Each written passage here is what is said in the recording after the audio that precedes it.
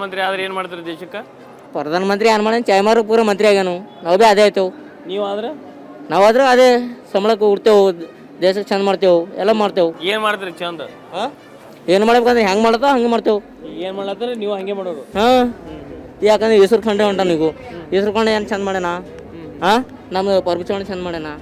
ಯಾರು ಚಂದ ಮಾಡೇವು ಹೇಳ್ರಿ? ಈಗ ಯಾರು ಆಗ್ಬೇಕು ಪ್ರಧಾನಮಂತ್ರಿ? ಯಾರಾದ್ರೂ ಉತ್ತಮ ರೀ? ಅಯ್ಯೋ ಮೋದಿನೇ ಆಗ್ಬೇಕು. ಮೋದಿಯವರು? ಹಾಂ. ಯಾಕೆ ಮೋದಿಯವರೇ ಯಾಕೆ ಆಗ್ಬೇಕು?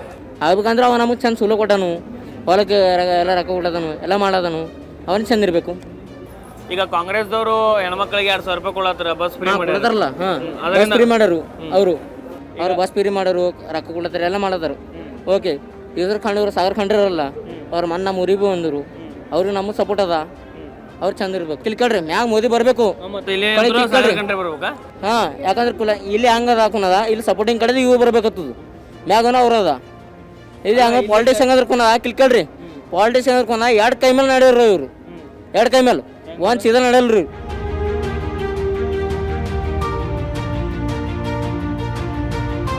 ನಮಸ್ಕಾರ ಅಣ್ಣ. ನಮಸ್ಕಾರ ಸರ್. ಅಣ್ಣ ಏನಣ್ಣ ಹೆಸರು ನಿಮ್ದು? ನಿಖಿಲ್ ಸರ್. ನಿಖಿಲ್ ಅಣ್ಣ, ಇದಾವ್ರಣ್ಣ? ಹಾಂ, ಇದೇವ್ರು ಸರ್, ಬೀದರ್. ಹಾಂ ಸರ್, ಬೀದರ್.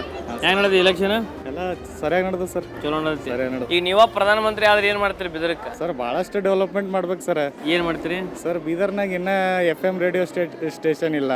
ಇನ್ನು ನಮ್ಮದು ರೈಲ್ವೆಯಲ್ಲಿ ತುಂಬ ಟ್ರೈನ್ಸ್ ಬರ್ಬೇಕು ಸರ್ ಬೀದರ್ಗೆ. ಬೀದರ್ ಇವಾಗ ಇದು ಇಡೀ ಕರ್ನಾಟಕಲ್ಲಿ ಮುಂಚೆ ಒಂದು ಪಿಕ್ಚರಲ್ಲಿ ಒಂದು 4-5 ಸರಿನೂ ಬಂದಿಲ್ಲ ಹೆಸರು. ಇವಾಗ ನೋಡಿ ಪ್ರತಿಯೊಂದು ನ್ಯೂಸ್ ಚಾನಲಲ್ಲೂ ಒಂದಿನಾದರೂ ಬಂದೇ ಬರುತ್ತೆ. ಅಷ್ಟೊಂದು ಡೆವಲಪ್ಮೆಂಟ್ ಇದೆ ಸರ್. ಇವತ್ತು ಬೆಂಗಳೂರಲ್ಲಿ ಹುಡುಕಿದ್ರೆ ಅಟ್ಲೀಸ್ಟ್ ಹತ್ತತ್ರ ಒಂದು 50,000-60,000 IT ಉದ್ಯೋಗಿಗಳು ಬೀದರಿಂದನೇ ಇದ್ದಾರೆ ಸರ್. ಒಂದು ಒಳ್ಳೆ ಕಮ್ಯುನಿಟಿ ಇದೆ ಸರ್ ಇಲ್ಲಿ. ಎಷ್ಟೋ ಜನ ಹೈದ್ರಾಬಾದ್ಗೆ ಹೋಗಿ ಮಾಡ್ತೀವಿ ಸರ್. ತುಂಬ ಡೆವಲಪ್ಮೆಂಟ್ ಆಗ್ತದೆ ಸರ್ ಇಲ್ಲಿ. ಎಜುಕೇಷನಲ್ಲೂ ಮುಂಚೆ ಬೀದರ್ ನಾವು ಕೆಳಗಿಂದ ನೋಡ್ತಾ ಇದ್ವಿ ಸರ್. ಇವಾಗ 19ನೇ ಸ್ಥಾನಕ್ಕೆ ಬಂದಿದೆ ಸರ್ ಮೊನ್ನೆ PU ರಿಸಲ್ಟಲ್ಲಿ. ಸೊ ಸಾಕಷ್ಟು ಅಭಿವೃದ್ಧಿ ಆಗ್ತದೆ ಸರ್. ಬರೋಬ್ಬರಿ. ಈಗ ಪ್ರಧಾನಿ ಯಾರಾದರೂ ಉತ್ತಮ ಅನಿಸ್ತದೆ ಸರ್? ನರೇಂದ್ರ ಮೋದಿ ಅವರೇ ಆಗ್ಬೇಕು ಸರ್. ಯಾಕಂದ್ರೆ ಇವತ್ತು ದೇಶಕ್ಕೊಂದು ಬಲ ಬಂದಿದೆ ಸರ್. ಹೊರಗೆ ಬೇರೆ ಕಂಟ್ರೀಸ್ಗೆಲ್ಲ ಒಂದು ಡಾಮಿನೇಷನ್ ಮಾಡ್ತಾ ಇದೆ ಸರ್.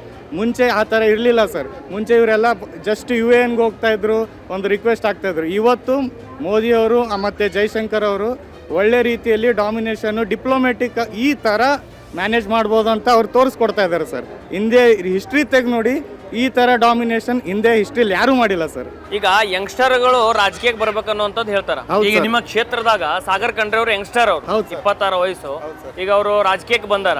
ಈಗ ಅವರಿಗೆ ಒಂದು ಅವಕಾಶ ನೀವು ಕೊಡ್ಬೋದಲ್ಲ? ಮತ್ತೆ 100% ಕೊಡ್ಬೋದು ಸರ್. ಇವಾಗ ಯಂಗ್ಸ್ಟರ್, ನಾನು IT ಉದ್ಯೋಗಿ ಸರ್. ನಾನು ಡೈರೆಕ್ಟ್ ಹೋದ ಕೂಡಲೇ ನನಗೆ DM ಮಾಡಲ್ಲ ಸರ್. ನಾನು ಏಜೆಂಟ್ ಲೆವೆಲಿಂದ TL ಲೆವೆಲಿಂದ ಮ್ಯಾನೇಜರ್ ಲೆವೆಲ್ಗೆ ಹೋಗಿ ಆಮೇಲೆ DM ಕೊಡ್ತಾರೆ ಸರ್. ಇವಾಗ ಸಾಗರ್ ಖಂಡ್ರೆ ಅವರು ಪಾಪ ಅವರು ಬರಲಿ, ಅವರು ಸಾಕಷ್ಟು ಡೆವಲಪ್ಮೆಂಟ್ ಮಾಡಲಿ, ಅವ್ರಿಗೂ ನಾವು ಪ್ರೋತ್ಸಾಹ ಕೊಡೋಣ.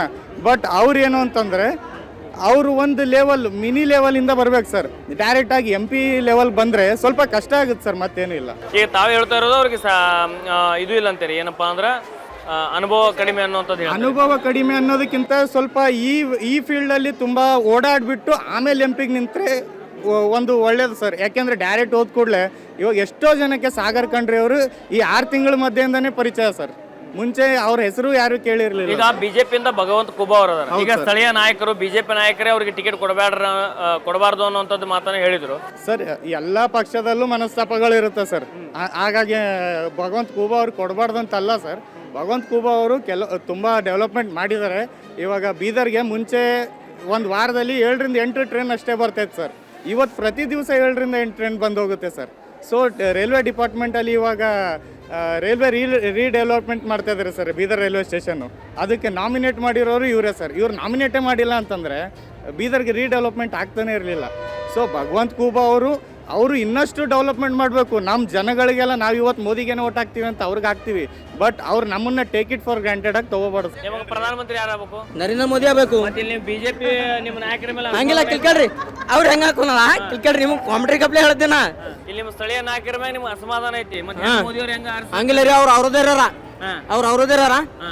ಕೆಲಸ ಯಾಕೆ ಮಾಡಿಲ್ರಿ ಹಂಗಂದ್ರೆ? ಅವ್ರು ಮಾಡಬೇಕು.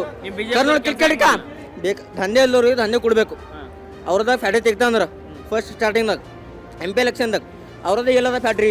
ನಾವು ಈಗ ನಾರ್ಮಲ್ ಮನುಷ್ಯ ಇದ್ದೇವೆ, ನಾರ್ಮಲ್ ಮನುಷ್ಯ ನಾವು. ಯಾಕಂದ್ರೆ ಅವ್ರ ಪಾಲಿಟಿಕ್ಸ್ ನಮಗಿಲ್ಲ. ಒಂದು ಓಟ್ ಕೊಡೋದು ಅಂದ್ರೆ ಯಾಕಂದ್ರೆ ಭರೋಸೆಲಿಂದ ಕೊಡೋದೀವಿ ನಾವು ಅವ್ರಿಗೆ.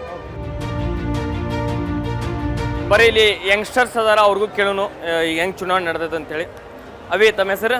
ಈರಮ್ಮರೇ. ಹೆಂಗೆ ಏನು 2,000 ರೂಪಾಯಿ ಬರ್ತಾವ್ರಿ ನಿಮ್ಗೆ ತಿಂಗಳಾರಿ? ಫ್ರೀ. ಈಗ ಅನುಕೂಲ ಆಗೈತ್ರಿ ನಿಮ್ಗೆ ಅದೆಲ್ಲ? ಹಾಂ ರೀ, ಅನುಕೂಲ ಆಗೈತಿ. ಈಗ ಪ್ರಧಾನಮಂತ್ರಿ ಯಾರು ಆಗ್ಬೇಕ್ರಿ ನಿಮ್ಗೆ? ನರೇಂದ್ರ ಮೋದಿ. ನರೇಂದ್ರ ಮೋದಿ ಅವ್ರು ಯಾಕೆ ಆಗ್ಬೇಕ್ರಿ?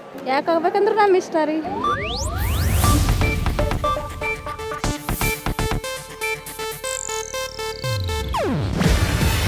ಇದು ಏಷ್ಯಾನೆಟ್ ನ್ಯೂಸ್ ನೆಟ್ವರ್ಕ್ ಪ್ರಸ್ತುತಿ. ನೀವು ನೋಡ್ತಿದ್ದೀರಾ ಏಷ್ಯಾನೆಟ್ ಸುವರ್ಣ ನ್ಯೂಸ್.